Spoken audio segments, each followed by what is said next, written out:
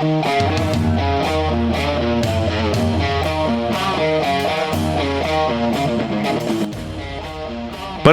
Surabaya sukses mengalahkan Persis Solo dengan skor tipis 2-1 di Stadion Gelora Bung Tomo, Surabaya. Sempat tertinggal lewat gol Tanaka, Green Force bangkit dan comeback di babak kedua. Mihailo Perovic membuka skor bagi Persebaya, sekaligus menyamakan kedudukan menjadi 1-1 saat paruh kedua berlangsung sesaat.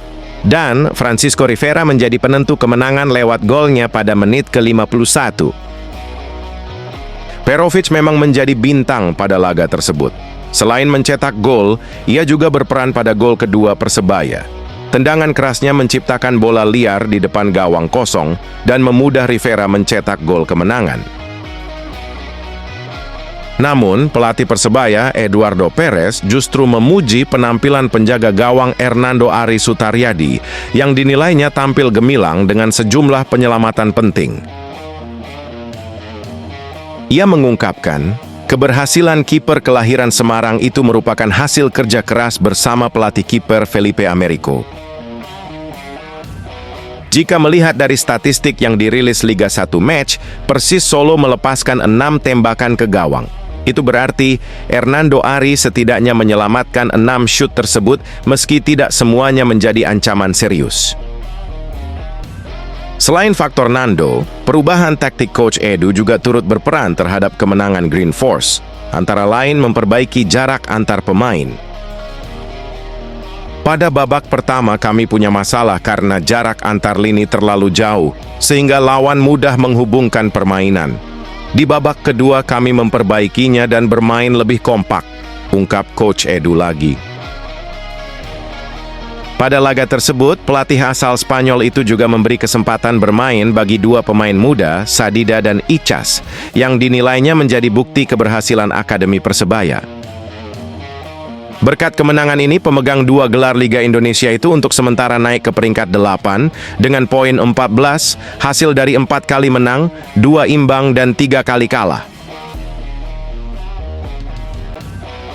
Persebaya Surabaya sukses mengamankan kemenangan dramatis 2-1 atas Persis Solo dalam lanjutan Super League 2025-2026 di Stadion Gelora Bung Tomo, JBT.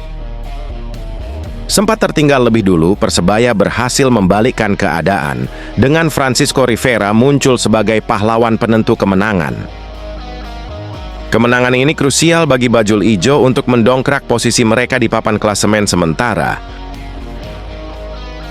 Laga berikutnya Persebaya Surabaya akan melakoni laga tandang ke markas Persik Kediri, sementara Persis Solo akan menjamu PSM Yogyakarta. Francisco Rivera adalah pemain termahal Persebaya saat ini. Persebaya Surabaya kembali menyalakan asa di papan tengah Super League. Kemenangan 2-1 atas Persis Solo di Stadion Gelora Bung Tomo membuat Green Force naik ke peringkat 8 klasemen sementara dengan koleksi 14 poin. Duel di pekan ke-11 ini berlangsung menegangkan sejak menit awal. Kedua tim tampil terbuka dan langsung saling menyerang demi mengamankan poin penting. Persis Solo lebih dulu memecah kebuntuan lewat aksi cepat Kodai Tanaka di menit ke-14. Namun semangat pantang menyerah menjadi kunci kebangkitan Persebaya Surabaya malam ini. Pasukan Eduardo Perez terus menekan dan akhirnya menyamakan skor jelang turun minum lewat sontekan tajam Mihailo Perovic di menit ke-45+2. Memasuki babak kedua, Persebaya Surabaya tampil lebih agresif dan percaya diri. Permainan cepat di lini tengah membuat Persis kesulitan keluar dari tekanan sejak awal paruh kedua. Hasilnya langsung terasa di menit ke-51 ketika Francisco Rivera mencetak gol kedua untuk Persebaya Surabaya. Peluit panjang dibunyikan, Persebaya Surabaya memastikan kemenangan penting 2-1 di hadapan ribuan bonek yang memenuhi stadion. 3 poin ini terasa spesial karena menjadi kemenangan kandang yang menegaskan kebangkitan tim setelah hasil kurang konsisten di pekan-pekan sebelumnya. Kemenangan ini juga membuat posisi Persebaya Surabaya melesat ke peringkat 8 klasemen sementara Super League 2025-2020 SAM.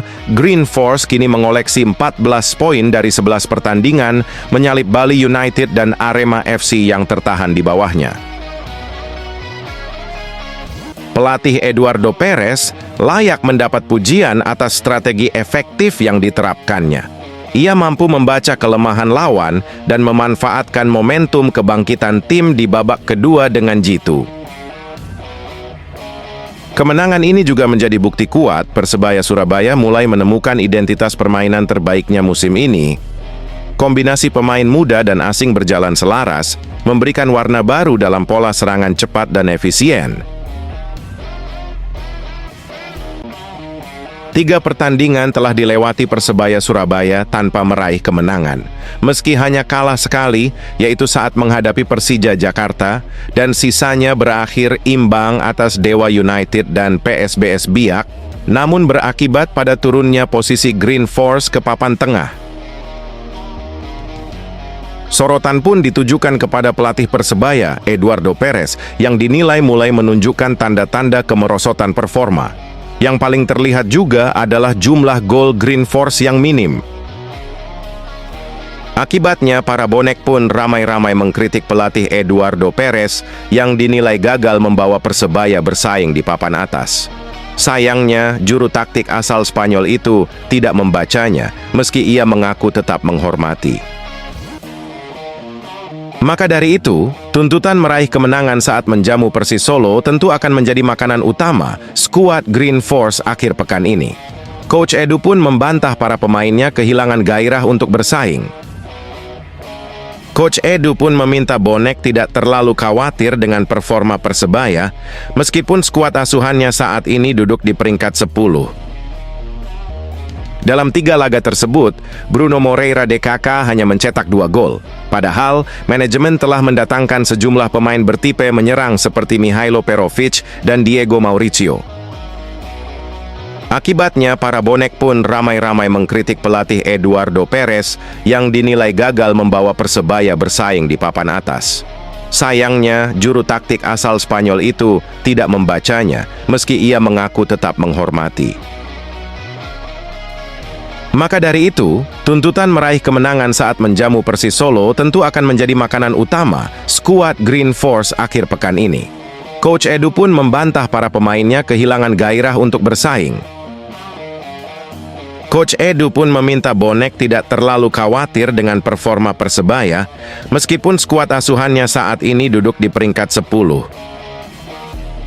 Sebagai informasi, Persebaya akan menjamu Persis Solo pada pekan ke-10 Super League pada 2 November mendatang di Stadion Gelora Bung Tomo.